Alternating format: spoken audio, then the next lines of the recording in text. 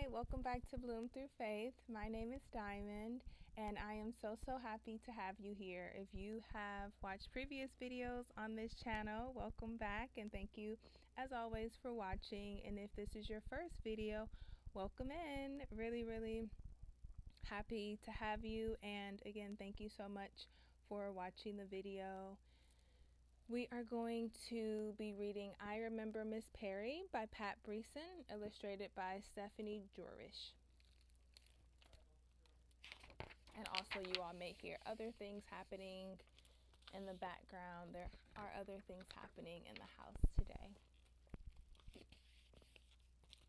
Okay. When my dad got a new job, we had to move. It was scary, starting a new school where all the other kids already had best friends. I told my mom how afraid I was. I don't know anybody. Who will I talk to at lunch? My mother gave me a hug. First days are hard, she said, but I'm sure you'll do fine, Stevie. Just be friendly.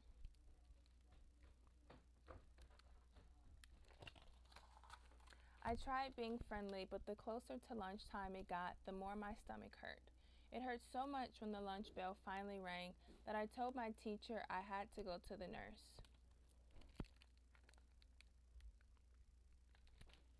Miss Perry said, "Oh, Stevie, I'm sorry you don't feel well. I know what it's like to be the new person. I was the new teacher here this year, and my stomach hurt the first day, too."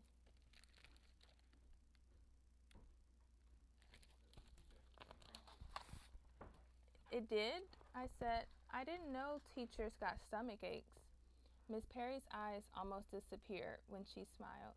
"Oh, sure," she said. "Anything that happens to anyone else can happen to a teacher, too." Thinking about Miss Perry with a stomach ache made mine hurt a little less. And it stopped hurting altogether when she said, "It is my fondest wish that you'll join me for lunch today, Stevie."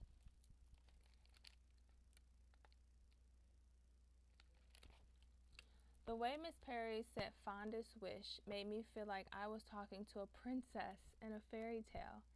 So I ate lunch with Miss Perry that day, but every day after that, I ate with my new friend, Josh. I didn't get any more stomach aches for a long time.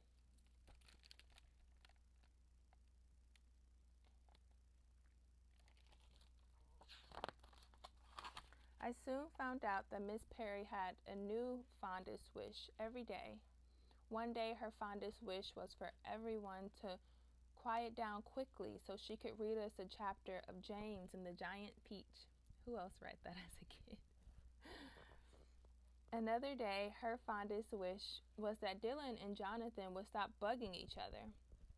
Another time, her fondest wish was for all of us to plant daffodil bulbs around the flagpole in front of the school.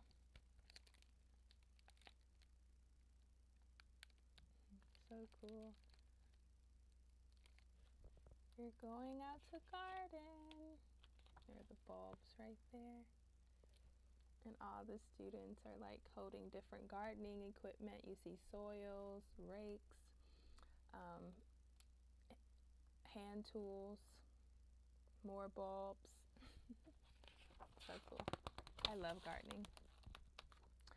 Once, while we were learning all about honeybees, Miss Perry said, "Class, today is Mrs. O'Brien's birthday."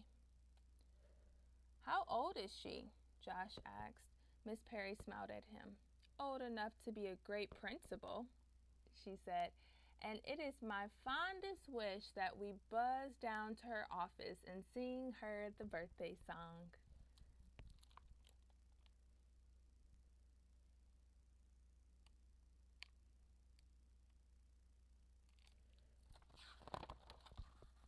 Of course, we all agreed. We made bee costumes out of trash bags and construction paper. We practiced singing "Happy Birthday" by buzzing instead of using the words. Then we all flew down the hall to the office. Buzz, buzz, buzz, buzz, buzz, buzz, buzz, buzz, buzz, buzz, buzz, buzz. Miss Perry said, "I've brought you a swarm of well wishes, Mrs. O'Brien." Our principal was so excited, she stopped her work, just so she could listen to us. When we finished singing, she thanked us and said, "This is definitely the buzziest birthday I've ever had." Miss Perry smiled until her eyes disappeared. I love that. This is so cute.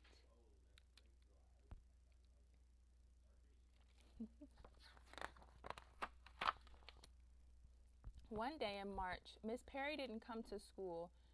Mrs. O'Brien came to our class instead and got us started doing some math problems. But people kept coming to the door, and Mrs. O'Brien would have to stop doing math to go talk to them. As you can see, the principal is like talking and hugging some of the staff and parents, and the students are just like trying to figure out maybe like what's happening, what's going on. After lunch that day, we went back to our classroom and were surprised to find our parents there. Some were squeezed into kids' desks, others were standing by the windows. Mrs. O'Brien said, "Girls and boys, I have something very sad to tell you. It's so sad that I wanted your parents to be here with you when you heard it." We looked at our parents' faces. They looked sad too. You see some parents are holding their children. Mrs. O'Brien said, "Miss Perry was in a car accident this morning on the way to school. A car that was coming the other way crossed over the line in the middle of the road and hit Miss Perry's car." Mrs. O'Brien's eyes filled up with tears, and she took a deep breath. "I am so sorry, boys and girls," she said. "Miss Perry died in the accident." Nobody said a word. Some kids buried their faces in their parents' side. A few started crying, and finally Dylan asked, "Is that why she wasn't in school today?" "Yes, Dylan," Miss O'Brien told him. "That's why." "Will she be back to school tomorrow?" Jonathan asked. "No, Jonathan, I'm so sorry. Miss Perry won't be back to school," Mrs. O'Brien said. "Will we ever see her again?" I asked. But Mrs. O'Brien started crying and could only shake her head no.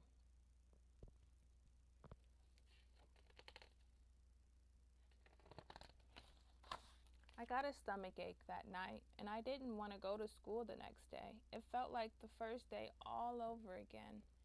Only now it was the first day without Mrs. Perry.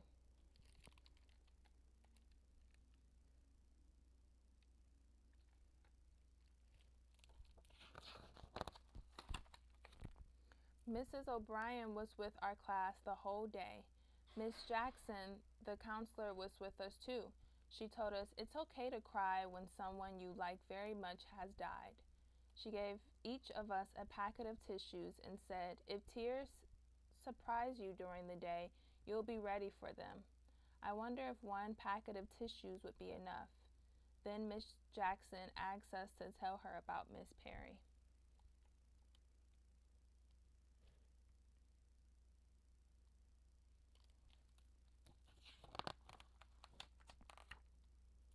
At first, nobody said anything.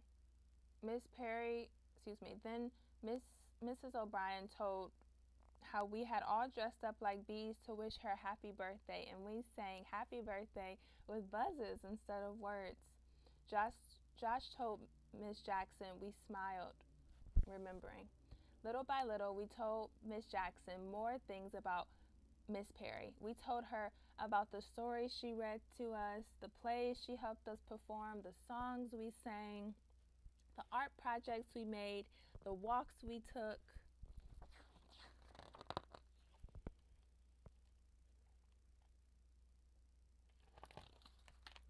Remember when Mrs. Perry's fondest wish was that we all memorize the poem each day for a week?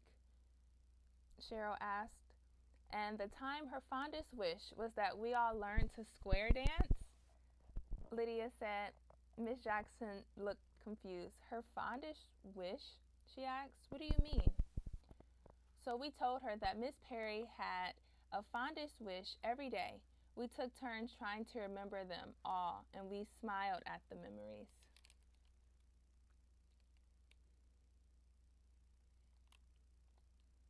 I really love the illustrations in this book. They're so cute. Like literally there's some when they're like with the flowers in the garden, the bees when they were reading James and the Giant Peach. Here's Miss Perry when they were square dancing together. This is Lydia remembering the square dancing and when they were dressing up as bees for Mrs. O'Brien's birthday. When Miss Perry told us her fondest wish every day, I said it was almost like she was a princess in a fairy tale. I remember my first day in Mrs. Perry's class and how she had turned it from a bad day to a good day for me.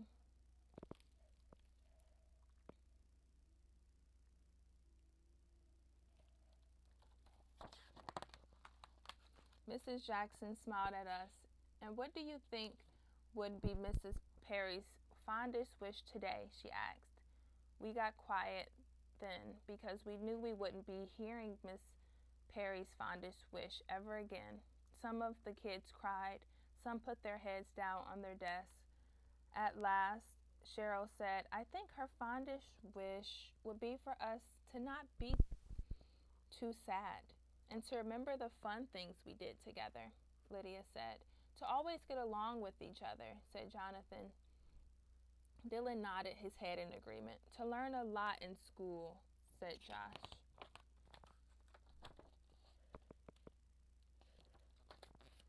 But most of all, I said, to be happy, like she was always happy. And I remember Miss Perry and how her eyes disappeared when she smiled.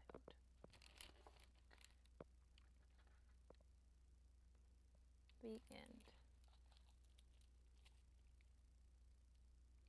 I really enjoyed this book, and I'm just really curious how this is landing for you all. I think some of the things that really stand out for me within this book is how the children remember Miss Perry and how they would continually say like her fondest wish, and how it was like she was a princess in a fairy tale, and the way that the school brought the parents together, and we noticed and we witnessed and observed them all collectively grieving together, and Mrs. O'Brien, the principal, really breaking down to the children that like when there's someone that is in your life that's very special and they pass away, that it's okay to feel your emotions. It's okay to be sad. It's okay because you are experiencing a loss. And that's something that I find, especially with this book, that I found that the way that this subject of death was broached in this book was very digestible, and it's very much, I feel like, a conversation starter, and it really helps start that conversation with students and with young children about, you know, someone being here one day and maybe the next they're not here, and being able to pinpoint different memories you have with them. And it was just, I feel like it was just really beautifully explained, and I really loved the story.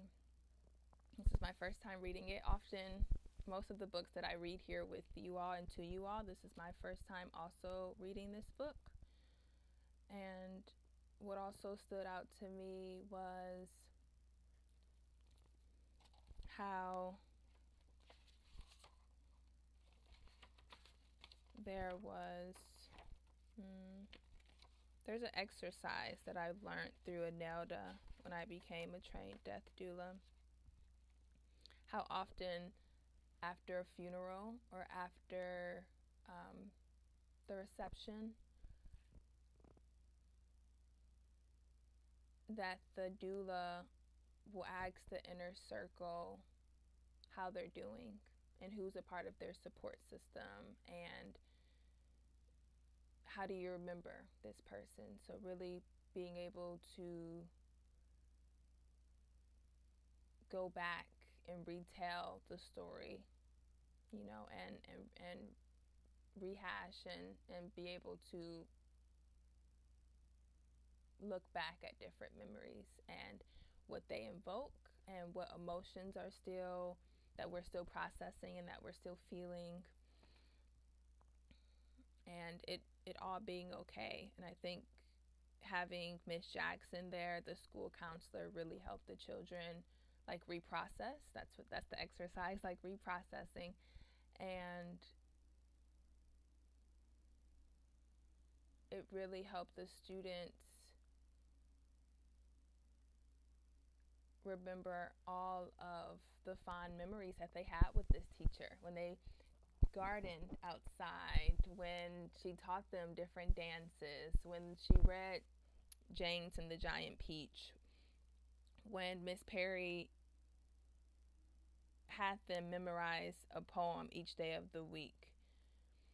It I think collectively all the students were grieving together, and it was a big step. And it, when I think about in the real world, this is a great way, I think, to help students grieve in a way is through like having a counselor there at the school that helps them with reprocessing. And yeah, I think it was very, very beautiful, and I really enjoyed this book. And if you all feel called to comment or to maybe share something that impacted you with this story, feel free. And yeah, thank you so much for listening and for watching this video. Please like and subscribe. And yeah, I hope you all have a beautiful rest of your day wherever you are, and take good care. I'll see you soon.